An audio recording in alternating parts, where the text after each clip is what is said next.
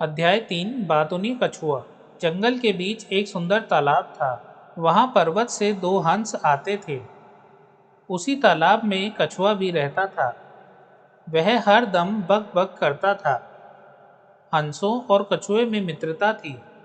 हंसों ने एक दिन कछुए से कहा कि इस तालाब का पानी जल्दी ही सूखने वाला है। तुम्हें अपने लिए कुछ सोचना पड़ेगा। अब क्या करना है? कछुए ने कहा, तुम ही कुछ सहायता करो।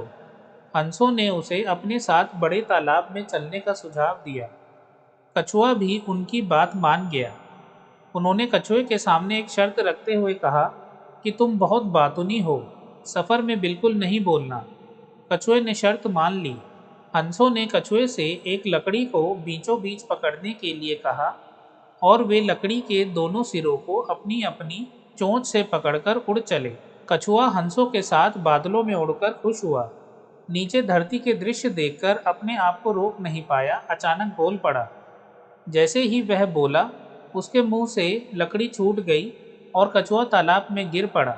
स्वाध्याय सही या गलत चिन्ह लगाओ। पहला, कछुआ हरदम बकबक करता था, तो दोस्तों ये है सही। दूसरा, हंस तथा कछुए में शत्रुता थी, नहीं, हंस और कछुए दोस्त थे। तीसरा, जंगल के बीच एक सुंदर तालाब था, हाँ, जंगल के बीच एक सुंदर सा तालाब था।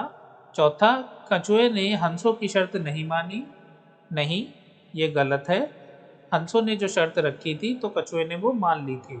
पशुओं तथा पक्षियों के अंगों को पहचानकर उनके नाम लिखो और जोड़ियां मिलाओ। तो दोस्तों, चोंच है ये, पैर हैं ये, कान हैं ये, पंख हैं ये, सींग हैं ये और पूंछ है ये। तीसरा, रिक्त स्थानों की पूर्ति करो। जंगल के बीच एक सुंदर तालाब था। कछुआ तालाब में रहता था। कछुए ने कहा, आप ही कुछ सहायता करो। कछुए के मुंह से लकड़ी छूट गई। कृति पूर्ण करो। पाठ में आए चित्रों के नाम: तालाब, हंस, कछुआ, लकड़ी। दूरदर्शन पर देखा हुआ शिक्षाप्रद विज्ञापन सुनाओ। तुम्हारी कभी किसी ने सहायता की है? हाँ, मेरे दोस्त ने मेरी सहायता की है। तुम अपने मित्र की सहायता कैसे करते हो? जब कभी वह पेंसिल लाना भूल जाता है तो मैं अपने मित्र को पेंसिल देके उसकी सहायता करता हूँ।